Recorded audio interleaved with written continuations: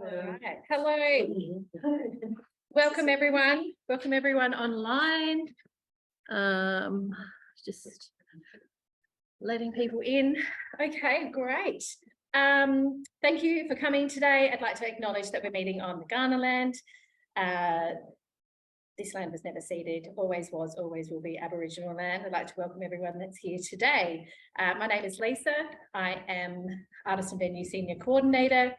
We have Lauren Stevens here, who's from On My Mind, which is a digital marketing organisation, and with so much expertise that we're all here. We've got people online, so please feel free to interact. At the end will be some questions and answers as well. Both Lauren and myself will be happy to assist where we can. They've got lots of resources on ABR we'll be referring to on that side as well. But welcome. Thank you so much. Please note that this session will be recorded. We'll be popping it up on ABR as a resource later on as well. So whoever might need to leave us at some point, it will still be available. So thank you. I'm going to pass over to Lauren. Thank you so much. Thank you, Lisa. Thank you, everybody. Thanks for coming today and thanks for joining online. I'm really excited to talk to you about the topic that I have today, which is really focused around how do we get last minute ticket sales. My background is in digital marketing, so I will focus a lot on digital strategies. I will focus on some other things as well, but that's sort of where I will add probably the most value. So as Lisa said, I'm from On My Mind. So we focus on using digital marketing to connect customers and sort of advertisers at the point where it matters the most. So it's really about making those connections. And in the case of, say, a sort of a fringe performance show, it might be around, you know, you've got somebody who's in the market to go to fringe. They just don't know what they want to see yet, or they're trying to narrow their choices down, and we're trying to connect with them at that point in time to engage and say, hey, come to this show. This is exactly the right one for you. So it's really about trying to make those connections happen. That's really what we focus on. So we focus a lot on advertising through Meta, so Facebook and Instagram, as well as Google, which is probably less so something that I'll talk about today, but I will talk about a lot of sort of social advertising opportunities, as well as I'm going to look a little bit at probably just jump back here. We'll look at some things about, you know, making sure you're promoting yourselves, taking advantage of all the free organic platforms and things that are available to you that you may not be using, and, you know, making sure that you're leveraging your networks and relationships and audience data that you may have, as well as some opportunities with different ads. I'll teach you a bit about how you can look at doing things like boosting a post effectively if you want to do it yourself. So there's kind of self-help options, some other options around using packages that, say, the Fringe provides, which adds an extra layer of effectiveness and wider reach for your show, as well as if you want to go the full advanced route and have a really fantastic setup campaign that will something you can reuse, or something if you're an artist who travels and you need to be promoting yourself regionally and in other areas, there may be other options that are suited for you. So we'll talk about a few of those things today. So I'm just going to start with self-promotion, because now is not the time. Another thing also, the presentation is going to be available online later, isn't it? Yeah, so absolutely. If you're taking notes or anything, especially online, we'll have that ready. Yes, we'll upload the file. So if you can't quite see through on the Zoom or something like that, it's more talking points for me anyway. So we want to talk about self-promotion, because now is not the time for you to be the artist who wants to let their work speak for themselves. We really need to get your work out there, and so I think that this year has been tricky for a number of artists because just the sheer volume of shows. Like, I think that's almost 1,300 shows this year, and when you look at the size of the Fringe guide, for a customer, it's overwhelming. There is so much choice. Even then, when you go online and you're trying to narrow down, there is a lot to look through, and a lot of the time, you're as a consumer, you're trying to filter. So you're trying to understand a bit about, you know, which show is going to be relevant to me, and you're doing it by looking at the show image and the title and things like that. So you're making these quick decisions based on very limited information. So we want to be looking at ways we can promote the shows and get to the right people. So Promotion is not a dirty word. I know a lot of, unfortunately, a lot of artists have this opinion that promotion is a dirty practice. When we talk about promotion, it's about making sure that your show is reaching out to the people who would like to see it. So it's about getting it in front of that person and giving your show the opportunity to do its best. So I've sort of said before, yeah, it's a really exciting time. So many shows on offer. It can be overwhelming for customers. So how people try and narrow down, what they want to see at Fringe can be for a number of ways. They're looking at recommendations from friends or potentially other artists or different various influencers that they might be following on social media. They're looking at reviews and they're looking at shows that are more present in the media that they consume.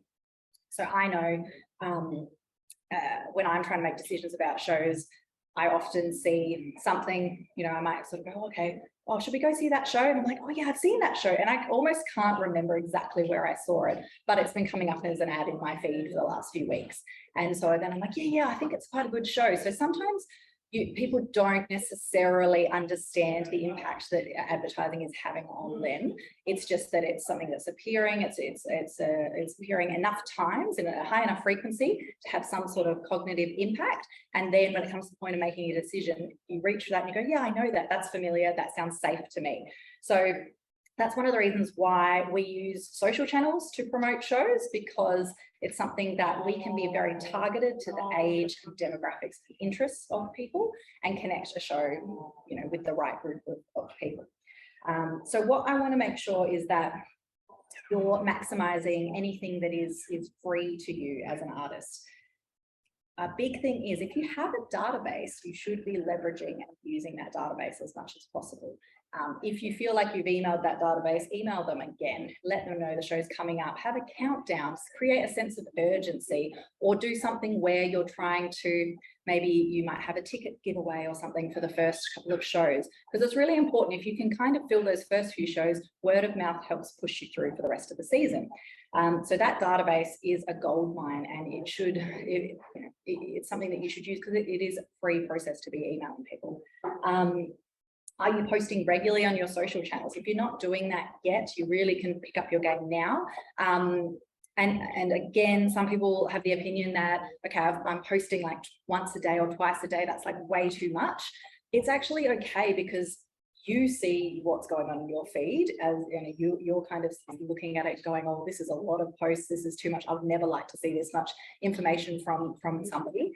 But the way that those posts are distributed are, everyone who follows you is not going to see every single post you make. And even their friends are not going to see every single post you make. So it's ideal for you to be doing a few posts a day, maybe at different times of day where your target market is likely to be online. A lot of the times that is in the mornings on the way to work, at lunchtimes, and then after work. So you could easily do 3 posts a day, and they don't have to be overly complicated. We'll look at different visuals and things like that in a moment, but making sure that you cover all the basics. What is your show? Where is it? When is it on? Why should somebody see it?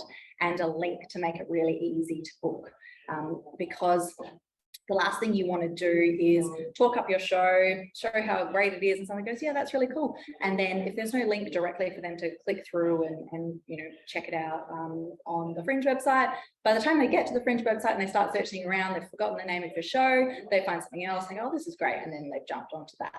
So trying to direct people in the most direct route is really, really important. And repetition at this point in the season is okay. If you're posting very similar posts a few times a day, it's okay. You can have a slightly different image, or you can have slightly different captions or things like that, but still include all that valuable information about when the show is, where is it, why should somebody see it, and what it's about.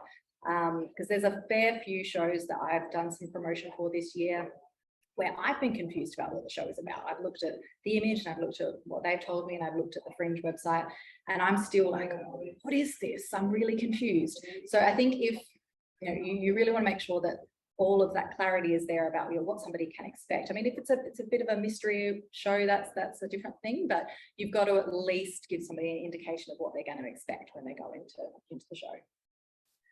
So one other thing that you can be doing is creating events in Facebook. A good thing about that is it's a free process. So you create an event for your show season. And then you can put information about it in there. The great thing is that people obviously aren't going to be buying tickets through that event. You can sort of include in the information about the event, here's the link to the actual Fringe page. But if people show interest in the event, then that is a very good organic one because it always shows up on friends feeds. So if I show I'm interested in this event, then most of my friends are going to get circulated. Oh, Lauren's interested in going to this show. And then they start to have a look. So I think it's a good one because it tends to have relatively good organic reach and you don't have to pay for that.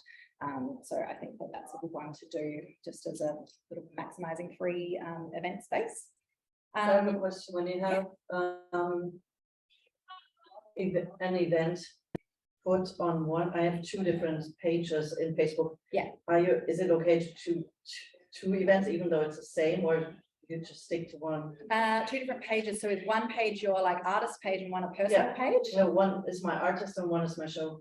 Oh, okay. I put it on both. Yeah, Okay. I think that's fine. It's okay. There's a bit of overlap because at the end of the day, it's not a. It would probably be more confusing if it was like a physical once-off event that you were trying to get people to. But if you've got 2 pages, one for the show and one for the artist, then I think it's fine to have the event on both of them. And is there a maximum of posting per day that Facebook or Instagram is? No, there's no, I mean, there might be just, I mean, that would be a very, very, very high number of just whatever it could physically process. But it is, I would say you wouldn't get to a point where you'd be capping out on a maximum. But 2 events or share the event or co-host the event between the events? Oh, that's a good point. You could try and co-host depending on how your setup actually is. But yeah, 2 events would be fine if it doesn't let you do that. Everyone's got different situations with how their pages have been established and things like that as well. I'll just like, since the metaverse changed, as long as you create the event as a page, you can add other pages as a co-host. But if you Butterfly, yeah, yeah. Yeah, if you but if you create it as a private like citizen, you can't then add pages. Yeah, so you're saying create the event from your page, yeah, not from a personal account. Yeah, it's not like a personal event. All the others, but it won't let you. You'd have to create the whole event again if you wanted to go the other way. Yeah, yeah. I have a question online. Yeah. Just to keep in mind that we do have people online, so if you could reiterate what the questions are in there, that would be great. But one is it better to have one event with multiple dates or a new event for each date your show you've got? Yeah, that's a good question. So I would say it's probably, if your events are here, say based in Adelaide at the Fringe, I think you could do a stream, like the whole collection of dates.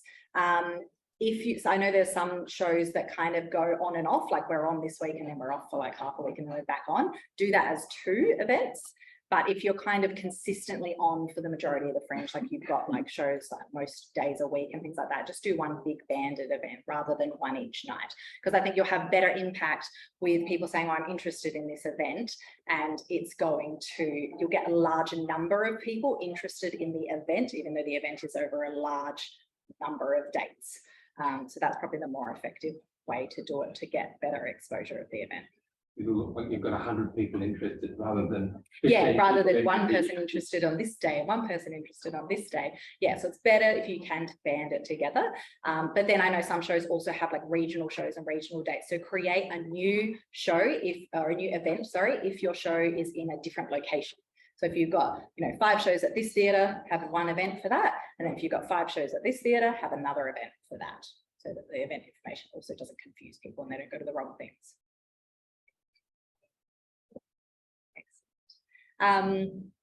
Yes, I think that your question as well was your explanation around the event, creating it from an actual page is a good point.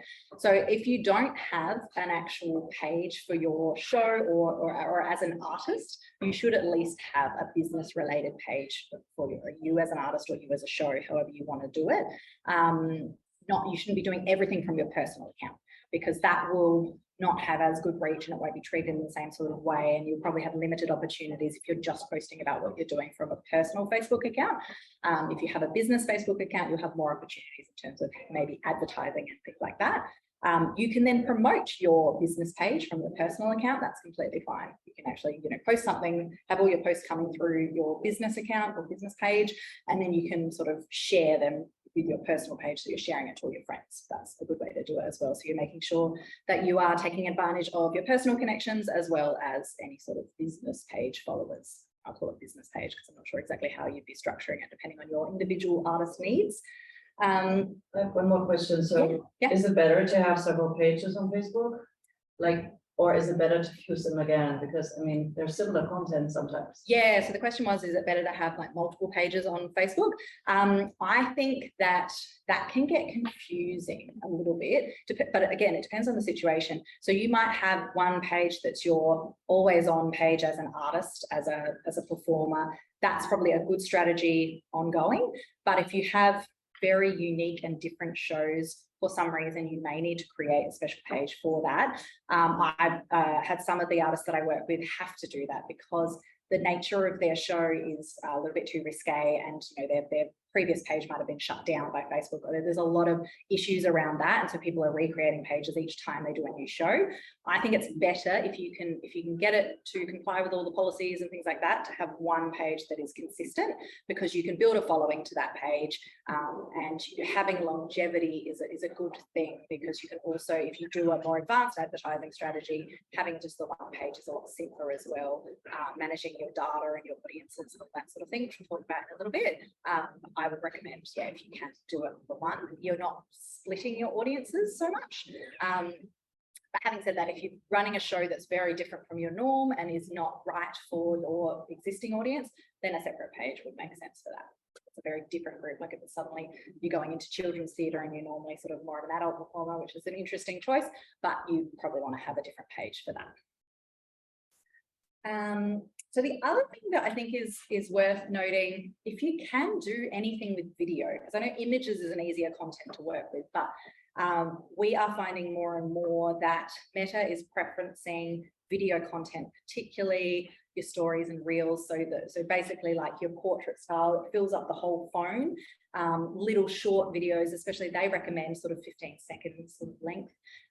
So if you have the opportunity to have video content which you're posting, it's much more likely to be seen than some of the static image content. We are not experts in content creation, and I think from an artist's point of view, you guys are probably better at what you should be sort of putting into those videos. But for promoting a show, snippets of kind of the show or snippets of your sense of humor or a magic trick or something like that is great. Also like vox pops, people talking about your show, little mini reviews and things like that is great as well. If you can kind of smash those two together and have a little, like, this is like a snippet of something from our show and then a few people talking about the show, that's great too, because it's almost like a little mini ad. But trying to keep that as short as possible and in that mobile friendly format, those sorts of videos will go a lot further based on the algorithms than something that's a really long video or one that's shot for like a landscape sort of position. So then the other thing to do is probably just considering using social media or other avenues for small promotions. Little mini ticket giveaways and things like that are great if you can do them. If you're maybe posting about your show and saying, look, like and share this post, and based on that, we're going to give away 2 free double passes at random. So then you're getting a lot of people sharing your content beyond what the people would normally see in their feed, because that can help us well promote in terms of word of mouth, get more people to fill up your earlier shows. So that's probably majority of what I was going to cover in terms of like free and organic within social media. We do find that the reach of organic posts is fairly limited. It will sort of, get to some of the people who follow you, a little bit of their friendship groups and what they might share around, but it doesn't tend to go much further than that unless you create something that is exceptionally viral and works really well. And that's a hard thing to do. It's not something that I can teach. So I think that the next thing we'll talk about is guess, the creative and some of the design and things you might want to use in your posts. But then we'll talk a little bit about advertising, so how you may boost your organic content beyond where it's going right now. So I've just got some examples of some of the shows that are running artist packages at the moment, just to sort of show you how the different variety of what people are doing to promote their shows. A lot of people use different image assets to that are quite similar to their posters or their AVR image. But when it comes to social media, it's really great to, because now there is not a limitation on text on your images. There was a heavy limitation on text a few years ago. So now you can actually include your show title, you can include the dates, you can put stickers like I'm supported by the Artist Grant Fund, or I was a Fringe like award winner, and all those sorts of things. So you don't really have those limitations that you did a few years ago. So it's great if at a snapshot somebody sees this and they can tell right away, this is a Fringe show, this is what it's called, this is when it's on, and all that's really, really helpful. You can get a little bit more adventurous with the images and something that really captivates, or some really great graphics design if you've got access to it. But you know, essentially these are doing the same thing again. They're making sure that the show names are in there. We know where it's on and when it's on, and at a real easy snapshot, this is just all the information somebody's going to need. These shows do well because they're including review-based information. And I think this is very helpful. So even, I mean, this is, there's quite a lot going on in these images. It doesn't have to always be this busy, but having like, we've got this many 5-star reviews, or we've got, you know, a 5-star review, a 4.5-star review, it helps to endorse the, you know, validity of this show, that it is a good show, that other people have seen it and thought it's great. And at a glance, that's just something customers want to know. They want to know this show that they're going to invest their time and money in is going to be good. So reviews is a great way to do that. So you can either do it by, you know, just showing the star rating, or showing little snippets of information from the review itself, and you can overlay that on your show images as well. But which number of the stars are really relevant to be announced? I'd probably say 4, 4.5, and 5-star. I would do 3-star. I'd probably drop off. I think at that point it's like it's a bit average, and that starts to give a different impression. So you're probably better off not putting your reviews on at that point, or taking a snippet from the review as opposed to the star rating. So taking like a really nice comment that's come from that, that's really descriptive about the show, rather than relying on the star itself. Well, cool things we can do with reviews, because they published it, it's the text that was published. If they said something like, this is not such a great show, and I wouldn't recommend going to it, you could just take great show. Published by the advertiser, great show. Great show. So we're talking about paraphrasing reviews and taking the good parts and quoting them. So I think that's, I've definitely seen people do that, but I would do it. I would take the most favorable part of the review and publish that in my ad. Maybe not misrepresented. Misrepresenting probably a stretch, but absolutely. You can just take the small quote, because again, this is not probably, like I would say, for example, the Watson, that probably is okay on a big poster, but in a social feed, a lot of that writing is going to be a little bit small. So balance it with making sure it's big enough to be read, or instead of putting all of it on the image, put it in the text of the post itself. And it's okay to have a really long post text. In this case, I've got a lot of customers I work with who you have something snappy at the beginning, because that's the part that's most likely to be shown. But then there's always like a little show more button. If somebody's interested in this show, they'll click that and it will expand and open up the actual text. So you can put more information there. So that's where you can sort of say something snappy about the show at the top, and then show more. You can include again the dates of the show, where it is, here's the link to it, here's the reviews and all that sort of thing. So you can have a lot more information in that post that's hidden, which interested parties will end up reading, rather than putting it all in the image. But I like, you know, the ones that have like a couple of star ratings on the image, because I think they're good, or ones that have awards. So these get, probably again, I would go bigger with the award logo than some of these have gone, but including the fact that these are award-winning shows, that's a great way to reinforce that this is a good show that somebody has won an award for, and that helps narrow down, the consumer focus. Again, we're just trying to make it easy for people so that they can recognize which shows are the good ones that they want to see, and they're going to do it by those things like reviews, awards, star ratings, recommendations from friends. So keep those things in mind when you're posting. And not everything has to be a real formal post. You can go your own way. You are creative people. You might want to do some fun, outdoor shots of you or your show, or anything to do with the process of getting it set up and ready and bumping into the theatre, or any of those sorts of things help to build excitement and show that, you're here and you're local and it's all great and it's all happening. So that sort of thing is helpful as well. But I think it's great to also have your more formal poster style posts, because the more people see those, the more they're going to recognize and think of your show when it comes to the time of booking, because that imagery and those image assets are likely to be more similar to what they see based on the things you've uploaded to AVR and based on the things that are on the Fringe website. Also, this was just an example. Also, I'm not gonna play this one because we don't have sound, but this was just an example where the artists here just put together a little reel, and they didn't do it. I've seen ones who do obviously more expensive videography, but they just had some snippets of their show and they had some vox pops and they stitched that together, and then they finished with like an end tile of their show. So I might just skip to my little forward a bit. Bring it back.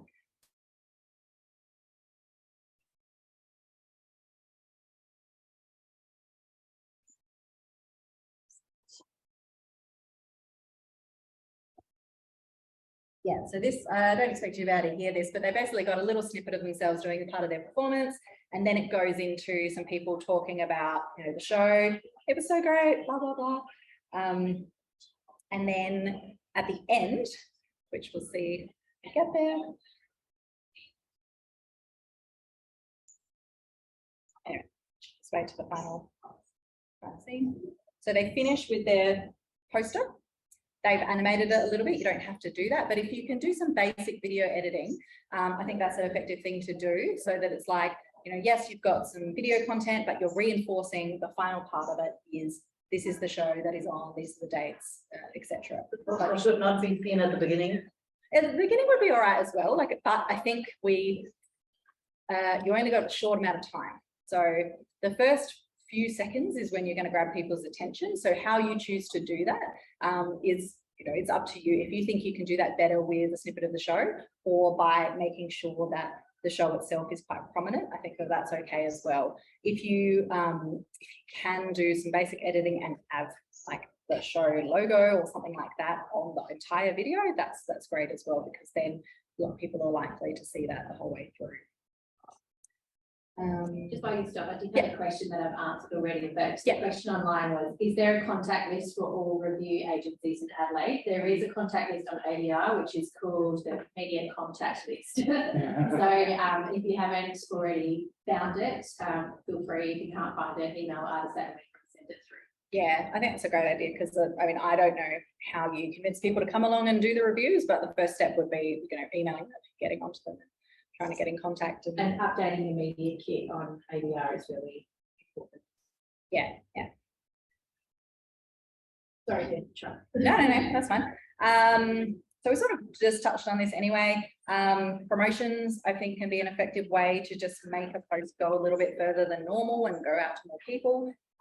You don't want to go too hard and throw away too many tickets, but it is helpful. Or you might look at doing something like a flash sale or something like that for a certain show, just to try and fill some of the earlier shows. And that helps then promote word of mouth once you've got people coming to the show. Cross promotion is also something that I think is worthwhile discussing. I guess if you can network together with other artists who are similar in nature or have similar sort of audiences that would like your show, that can be really helpful. You can kind of cross endorse each other's shows, because then you're reaching a slightly different audience that way.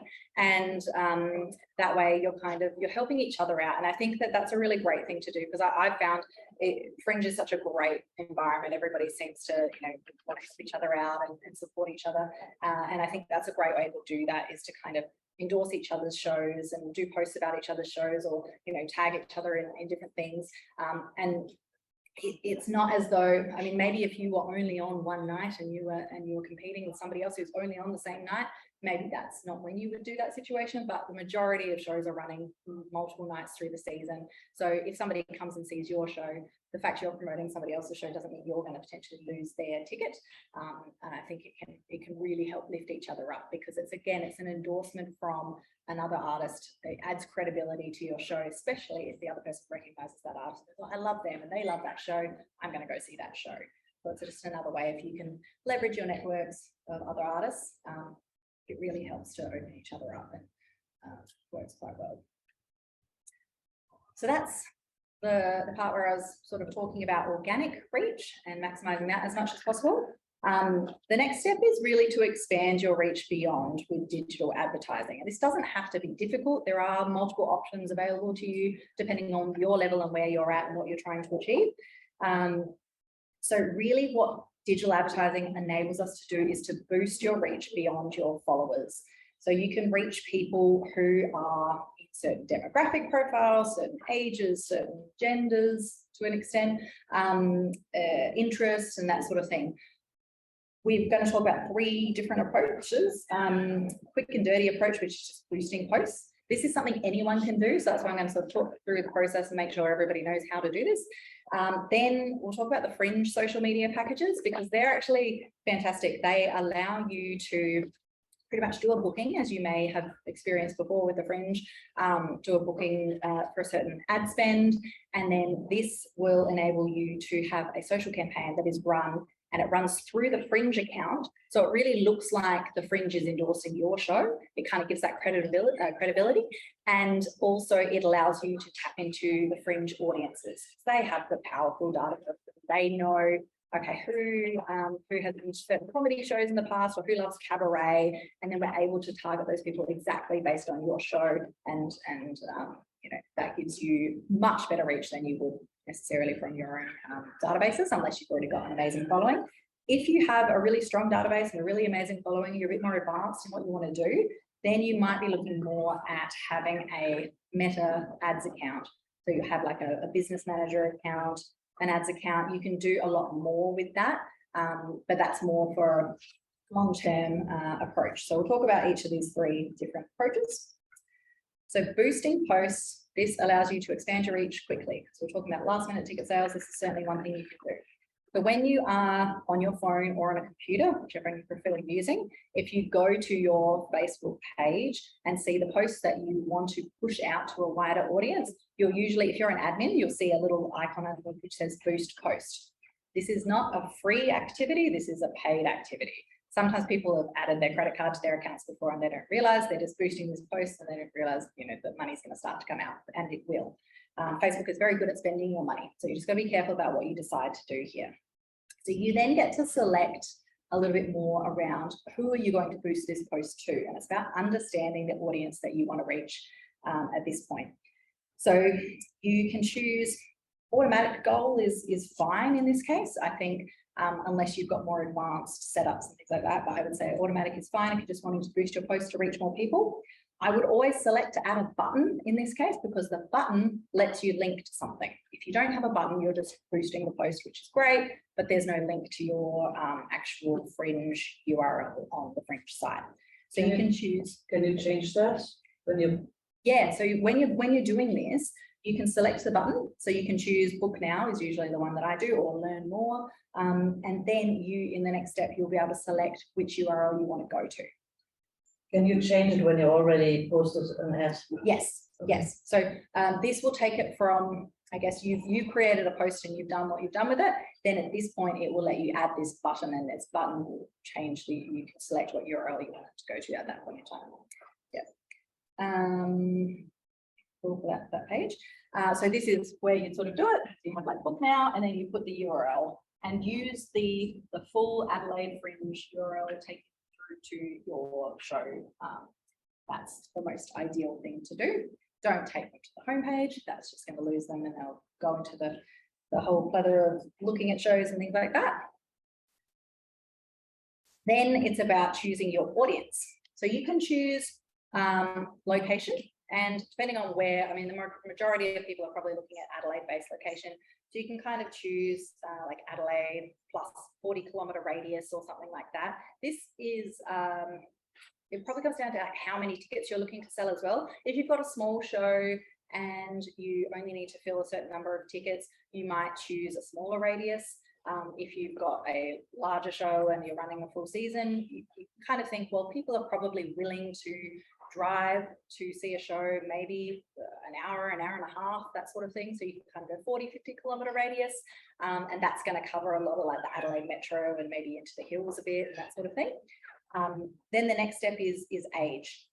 You want to think about what is the appropriate age for your show. You can't technically target children. So if you're looking at children's theatre, you want to be targeting parents. So then you can basically target ages from 18 to 65 plus.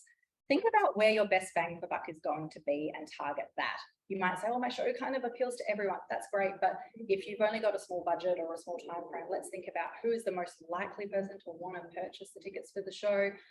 In a lot of cases, even shows that are kind of aimed at couples, the women still seem to buy the tickets to the show. So you can kind of, think about, what is your most likely audience going to be and filter down to that. And then you can talk about interests. If you can, this is great, but we have found it to be very difficult.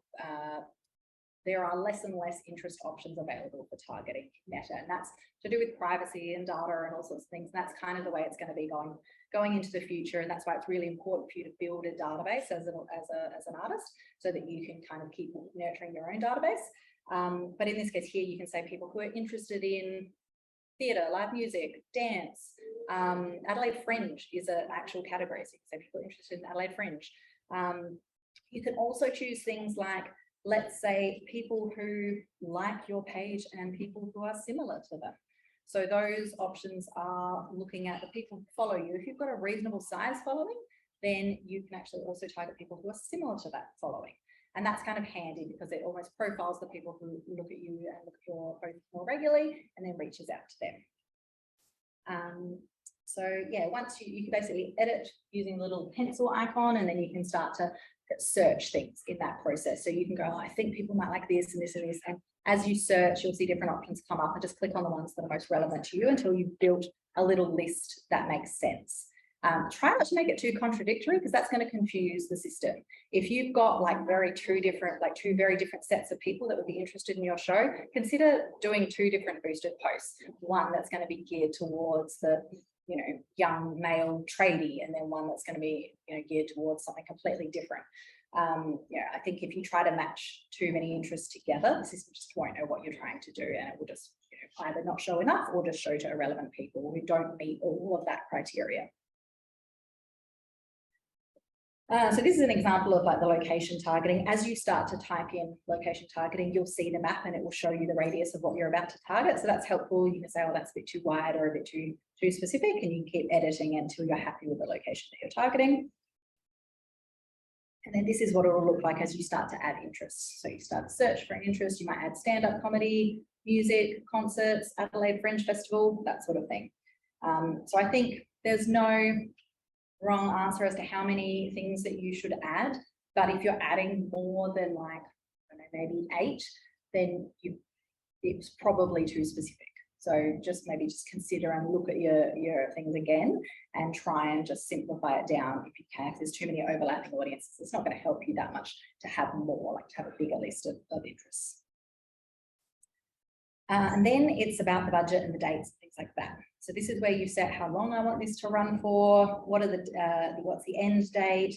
And the great thing about this is you can use the sliding scale to say how much I'm willing to pay, and then it will give you an estimate of how many accounts it's going to reach per day. So you can look at, okay, well, if I'm looking to get a small number of tickets filled, I can spend less. but I wouldn't spend less than maybe $3 a day. It's like $3 a day is probably the minimum, but considering this time frame we have for the Fringe, it's probably better to spend more like $10 a day as a medium-sized show, and then bigger shows could spend a lot more than that if they're looking to really get a lot of tickets in.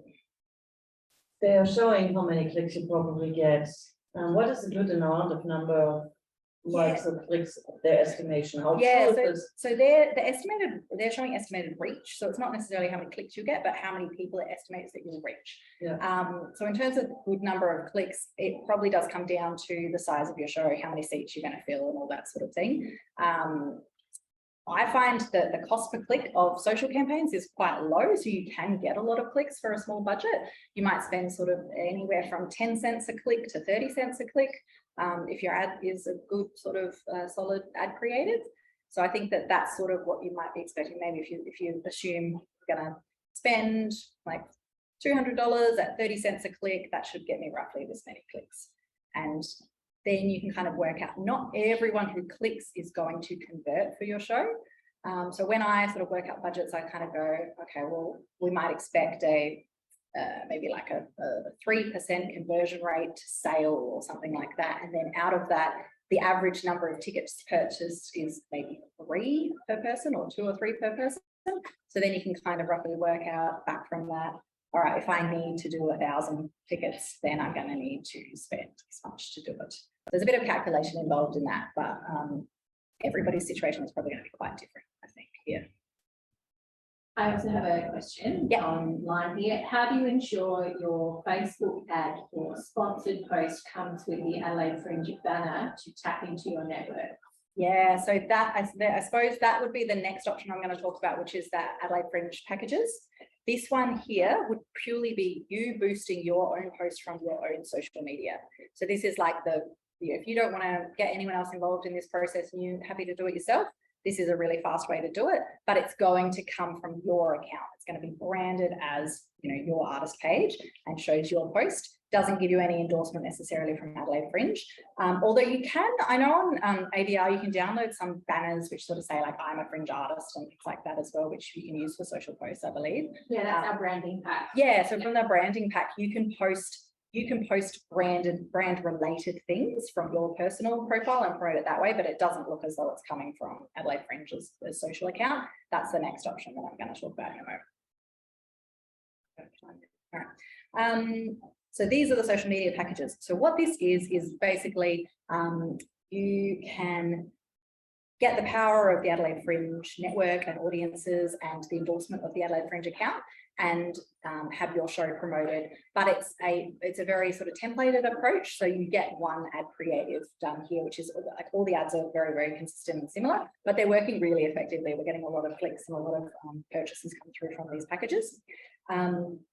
So pretty much we sort of talked about this. You get access to the database of ticket buyers. So when you put your order in, you say, my show fits within these categories, whether it's cabaret, magic, music, whatever sort of category. And then we're able to target past purchases of that category and people who look like them. So we're able to reach people who are very likely to come to Fringe again, and it helps to optimize so that you're expanding well beyond your network with a very customized audience. So the social packages, which would be relevant now, because we've been running them for quite some time already. So some people who have opted in to do premium packages, they've been running for a few weeks, and that's helped build up momentum for their shows. But we're kind of getting to the pointy end here. So we have 3 options left. We have standard, basic, and entry level. Standard is $750 plus GST, which would be a campaign which would pretty much run from now to the end of the Fringe. If your show finishes earlier than that, then we would finish the campaign at the final show date, not beyond that. So that I would recommend a standard package to somebody who's running quite a few show dates through this period, because you can still get some value out of that one. Otherwise, I would say basic and entry would be the next 2 points that we would look at. So the basic package is $500, and so this campaign will run between 14 and 30 days, depending on your show dates. We kind of work that out. And entry only runs for 7 days. So I'd say entry is like a really last minute burst push, but because it only runs for 7 days, it's, you know, it doesn't have the longevity of some of the other campaigns. It doesn't get the frequency of your show out there. So I would say if your show is only the first half of the Fringe, you know, entry is probably your only option. But if you can at least do a basic package, then you're running for a reasonable amount of time. So you're going to get in front of a lot more people, a lot more often. And each of these packages includes targeting, you know, audiences based on show type. We set it all up for you. You basically just provide your image assets and also just kind of like the show dates and things like that. And then you end up with an ad that looks like this. So it looks like it's, you know, it's coming from Adelaide Fringe, which immediately from the eyes of the customer, it's like, wow, Adelaide Fringe is endorsing this show. This must be a great show. And really it's, you know, it's all your copy and things like that we include in there. So you're allowed to include like a little snippet, which is like the example here for the Shitfaced Shakespeare, hilarious, worldwide sellout smash hit returns, an entirely serious Shakespeare play with an entirely shit-faced actor. So that one, you know, that was provided by the artist, so we insert that in there along with the other critical information about the dates of the show and things like that. So I would highly recommend these packages. This is little effort from you. You basically fill in a form, you put your payment through the Adelaide Fringe team, and then we do the work from there to build these campaigns and get them running and make sure that they run effectively. If they're not working, we work with Fringe to make sure that they are more effective. We customize your audiences, or we help, you know, make some tweaks to make it effective. So this is really, if you want to get some of this done, you're a little bit scared to do your own boosting and things like that, this is a great option for you. So this is the form, which this will be circulated at the end. You can do it through AVR, but they've asked at this point, because of the tight turnarounds and things like that, that you can just go directly to this form. So it's https://social-media-campaigns2023.paperform.co/. So we'll make sure that's circulated in the wrap up. If anybody's interested in this, you can jump straight in, and then Richie from the ads team will help get it all up and running with us. So that's the social packages. Any questions on social packages before I move on to the final advanced option? Cool. So then the third option is to have a more advanced account. So this is really having an official setup, which will put you in, you know, good standing for future campaigns as well as this immediate Fringe. This is best practice if you are looking for something that's like long-term effective. If you are an artist who performs all year round, who travels, who looks at promoting multiple shows, that sort of thing. You may or may not already have what's known as a business manager account. It is a really good practice to have a business manager account, because it's basically Facebook's way of keeping all your assets all in the one spot. It also enables you as the artist to invite other people to help you manage certain elements. So you might be inviting your producer to manage the billing on the ads account, or to do something. You might be inviting an agency to help you with the ads. You might be giving access to someone who helps you with the posting and that sort of thing. So you can kind of structure it a little bit more like a business. So once you have a business manager account, you link in all your assets. So you link in your Facebook page, you link in your Instagram page, you create what's known as an ads account. And then you can do different things which are a bit more advanced. So you can actually create a pixel, and a pixel is code that you can put on your website or even on your Fringe page, and it starts to track audience data. And that audience data is super important, because then we know who's coming and looking at your show, or who's coming and looking at your website. And then you can use that information for later. You can say, okay, well, next time I'm running a show here in Adelaide, let's look at the people who went to my page in the last 90 days. Let's target those people and say, hey, I'm coming back with a brand new show. So you're able to kind of own your own data and use it for future campaigns, which is really powerful. You're also able to own that data in a way where you can look for similar audiences. So you can say, who's come to my website over the last year? Let's profile those people and target more people who are exactly like them in their age and demographic and interests. So it really gives you a lot more power to your campaigns, because you're kind of able to use some of these more advanced features that are available in Meta. And you can do different things with audiences here as well. So if you have a database, you can upload your database to Facebook for targeting certain ads to them, or again, using it for this lookalike concept. Find more people who look like my audience. So this is something that I would not recommend people just go into without any assistance or help unless you're quite a technical person. We've got a bit of a marketing background because it can be really painful to try and understand how all these bits and pieces fall together. But I've given some links here. If you want to create a business manager account, you go to business.facebook.com/overview, and then you go to your settings page and you start to link in all your assets and things like that. So you end up having all your assets in the one place so you can manage them. And that can be quite helpful. If you do this as well, one thing I would highly recommend, because I've had a lot of people have problems with this over the last 6 months, is make sure you have multiple admins. I think everyone should do this anyway on their business pages, have multiple admins attached, because if one of you gets hacked and there's only one admin on that page, you lose everything. You can't then go back to your artist page and use it again. There are technically Meta support systems that can help you with hacked accounts and recovery, but that has become very, very difficult. So I just would highly recommend future-proofing and security-proofing yourselves. Use things like two-factor authentication so that you have to, it's annoying, but log in and then use a little code and that sort of thing, just to make sure that you're future-proof. Because if you do the work and build your following and you're using your page really well and then suddenly you get hacked, it is so painful, and I would highly just avoid it if you can, by having extra admins, by using all the security protocols that you can. Yeah, what do we do there? That's pretty much the same thing. I was going to just talk about here, ignore the notes. Just going to talk about a bit of an advertising funnel. So what we would normally do with a campaign that's built through Ads Manager is we'd look at attracting people at the top of the funnel, so building awareness amongst people who are in your target demographic but don't know who you are. That's a great start to connect them with who you are and what your show is and all of that. Then once those people start to interact with your social media, whether it's liking your posts or something like that, or just reading them or watching your videos, then they form our middle of the funnel, because those are people who've at least seen you before and they're slightly interested. And then from those people, if they then take action with the ads we show them there, which is trying to direct them through to your website or something like that, then they form the bottom of the funnel. So the bottom of the funnel are the people who are most interested in what you do and they have shown some interest. So you can then retarget them when your show is, when the dates come out and tickets are available and all those sorts of things. So if you have a good long-term strategy with this advertising funnel concept, it means that it's just more helpful for you as you travel as an artist and you're coming to this city and you already have a pool of people that you can kind of target and help to fill up your show quite quickly, as opposed to having to scramble last minute to get that done.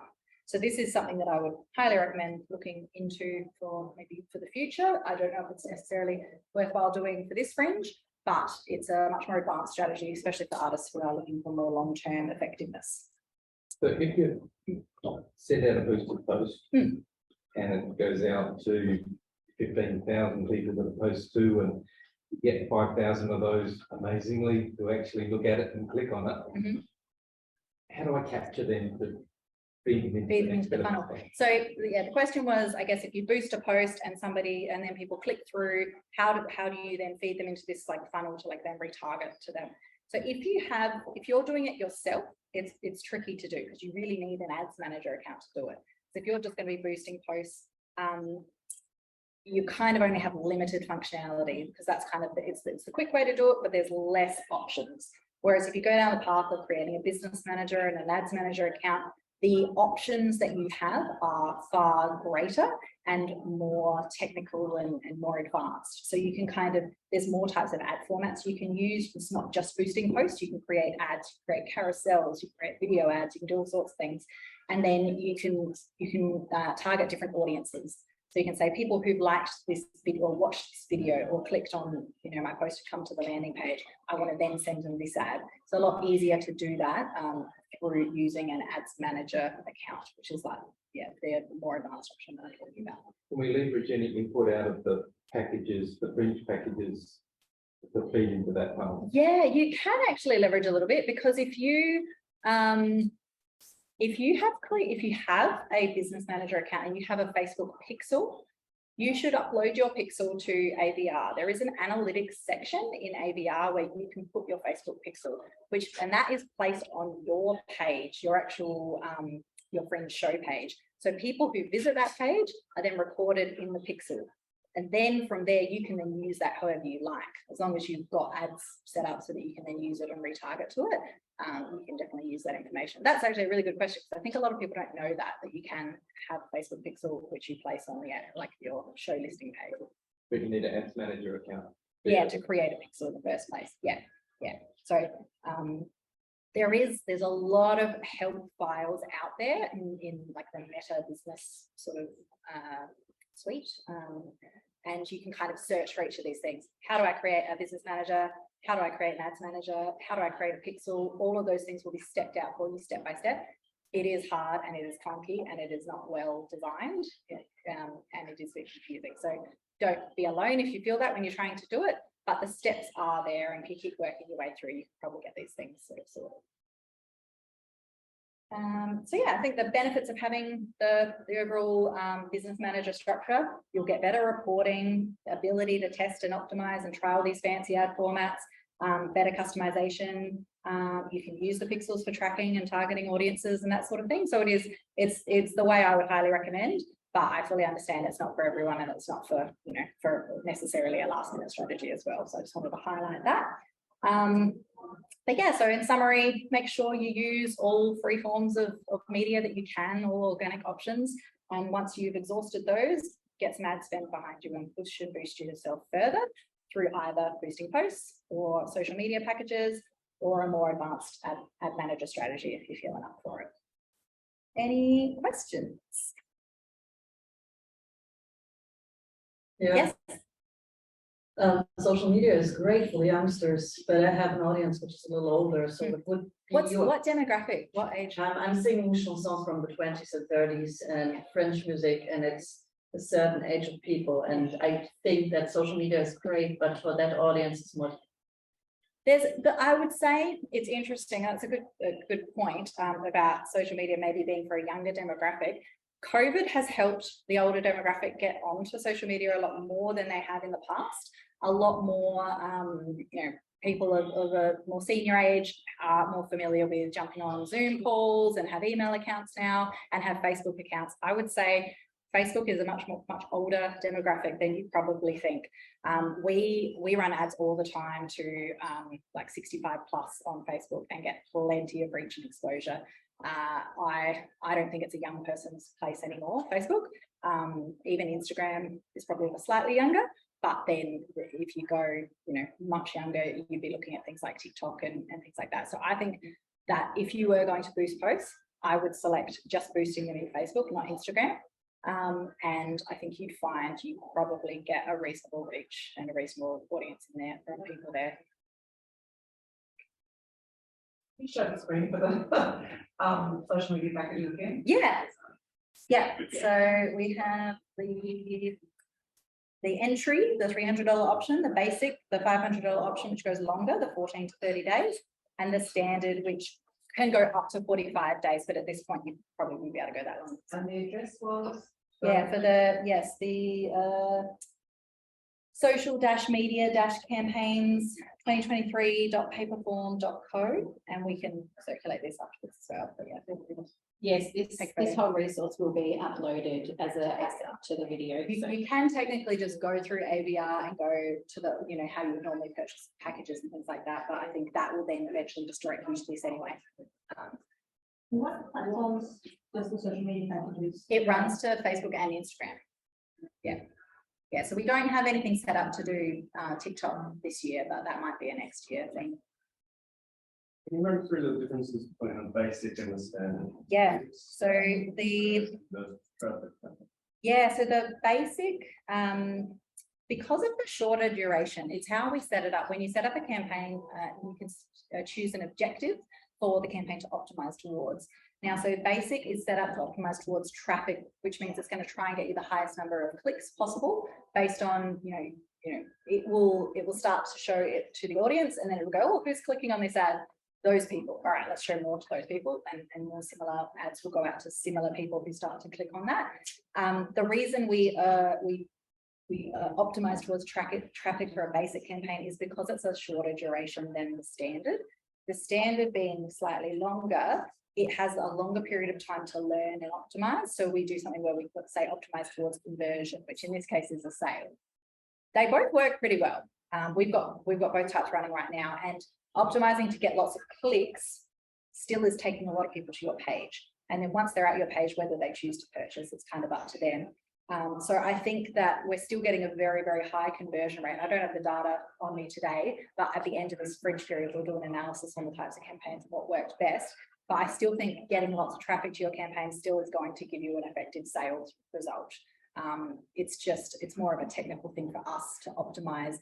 We wouldn't set up a conversion campaign for like 2 weeks. It's just too short a period to let the system have enough data to optimize to, if that makes sense. Yeah, that's probably the main differences. I think the other difference you get in a standard is you get remarketing included as well. So people who've been to the fringe site, you can then remarket to them as part of your campaign. Whereas the basic, the budget's a little bit smaller, so we don't include remarketing, but we still include all the fringe list targeting, all the like targeting. Yeah. Is what you're including in that package, can you choose what the content is? Like, is it just an image, or can it be a video, or? Yeah, in this case, it will just be images. But so in terms of the question was, can we choose what, can the artist choose what content goes into the package?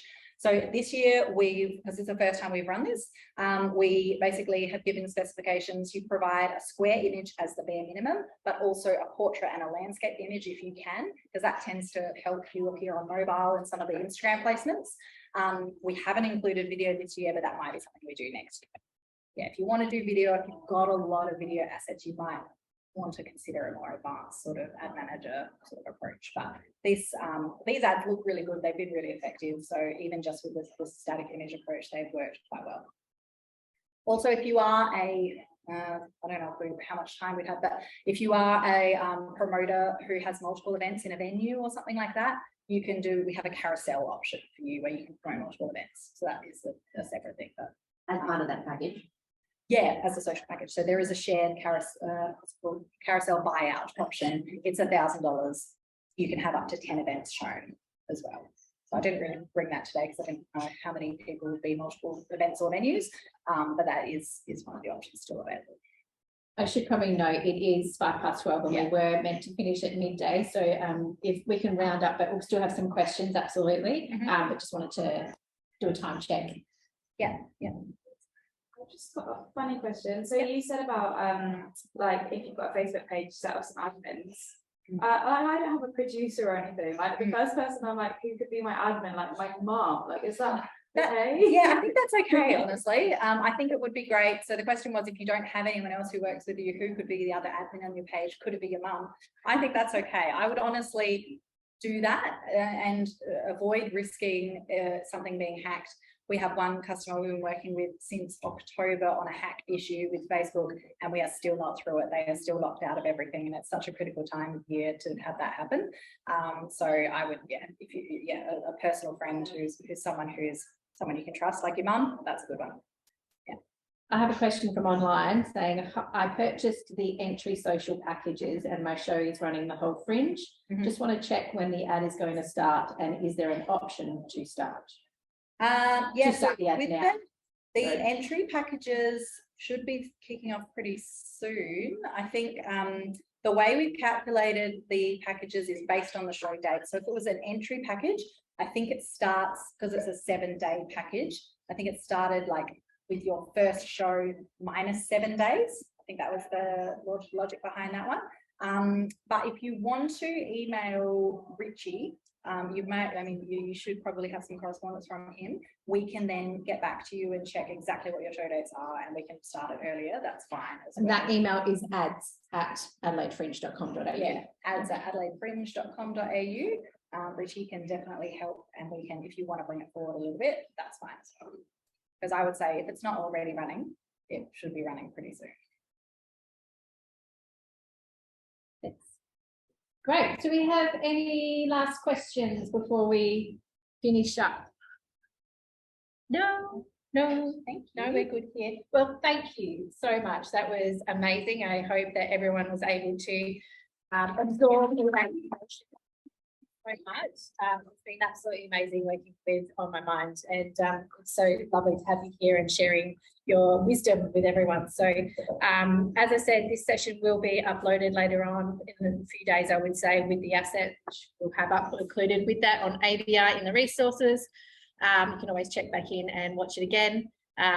Please look after yourself. I hope your sessions and your seasons are going well if you've started, and are going to be the best ever this season. So thank you so much for having the time this morning to spend it with us. And